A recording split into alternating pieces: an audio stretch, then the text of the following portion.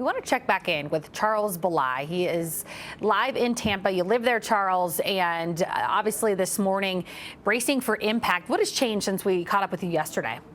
Well, I'm going to wipe this off real quick because it's already gotten wet. Ashley, what was your question again? So we talked with you yesterday, and at that point it was kind of some people starting to hunker down, boarding up. What is the storyline there this morning? Because we've been told that it's too late for people to evacuate. Well, it is, but I'm going to tell you, look over my shoulder. You see these, this is one of the historic homes in this neighborhood. Mm-hmm. You can see that there are boards on this window. Yeah. To answer your question, about 300,000 people have evacuated from the metro. And I'm going to spin this around here and I'm going to show you, take you on a little tour and show you what is here. Because normally, this is a very busy side street. This leads into and out of the historic district. No cars. You can already see tarps on top of homes. And the story behind that is they put it on 2 weeks ago because they had a little leak. And then, boom, fast forward, talk about timing. Wow. Here is my next door neighbor. Wow. And you can see all of his stuff is boarded up. And right here, loot, oh, wow. Die. Oh, my goodness. And keep walking here to the next home. This is another historic home. These are all 100 years old. And you can see that this family is sitting out waiting for the storm. These are my neighbors.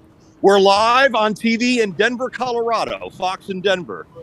So there they are, Tampa people with their home all boarded up. And you can see the little message to Ian, Go away. Wow. So this is all these homes down here, all boarded up. But you can see nobody is on the street. Yeah, you guys be safe. Yeah, and it's all a big party down here. Not really. Well, Charles, we're certainly hoping for the best for you and your neighbor, obviously. But I do want to say, just from watching those live images that you brought us here, it's an eerie feeling for me sitting here, for us sitting here. What emotions are you going through right now as you're bracing for landfall, most likely in a few hours from now? Well, I'm going to be completely honest. Mm-hmm. I have been doing this for 30 years. I have covered every hurricane since Andrew in '92. I was an intern in news at the time.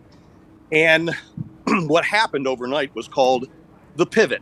Mm-hmm. It is what everybody in Tampa was waiting for. And that was the jog to the east, which meant it was going to pull away and south of Tampa. So you can see where the Category 4 symbol is. Yeah. Just continue to follow that line in, and it's going to hit around the Fort Myers, maybe south of Sarasota, depends on the wobble. But what happened overnight was we're breathing a huge sigh of relief now because the core of the hurricane is going to head south of us. That means that we are in the clean side of the storm. We will see less wind. We certainly won't have to suffer the surge.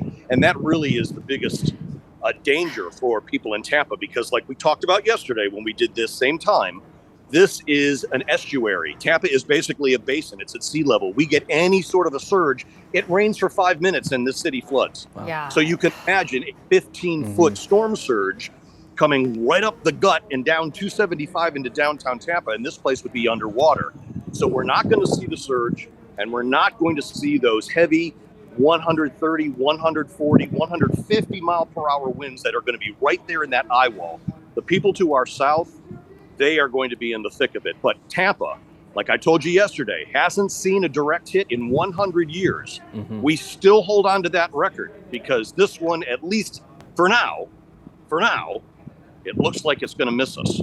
Well, and your friends down in Fort Myers, they are now preparing for possibly an 18-foot storm surge. The difference, though, and we're almost out of time, Charles, but the difference is Fort Myers is used to getting slammed by tropical storms and hurricanes, right? Well, they've been kind of lucky, too. I mean, we had Charlie go through here about 10 years ago, and it was supposed to come straight into Tampa, and then at the last minute, it decided it wanted to take a vacation in Port Charlotte, and it was devastating for those people down there. I was there the next morning, and it literally looked like something after the Blitzkrieg. It looked like a war zone. You don't normally see concrete buildings flipped over and the rebar sticking out like veins and bones out of the structures, and that's what we saw. That will not happen in Tampa, where I am now. it is going to be happening south, where the people in Fort Myers and what really is considered Southwest Florida, they're going to be dealing with that. So, everybody has their fingers crossed, saying, their prayers for everybody who's down there, because this isn't going to be good by the light of day after the next 12 hours, I would say. Well, Governor DeSantis said it will be catastrophic. He spoke live just a short time ago. We brought it to you live right here on Fox 31. Hey, Charles, we appreciate your perspective this morning, and we're going to take a break for about an hour. We'll catch back up with you in about an hour from now, if that works for you. It works for me. We'll see you guys. Bye, Denver. We'll give you an update in a little bit. All right. Tell your neighbors we said hi.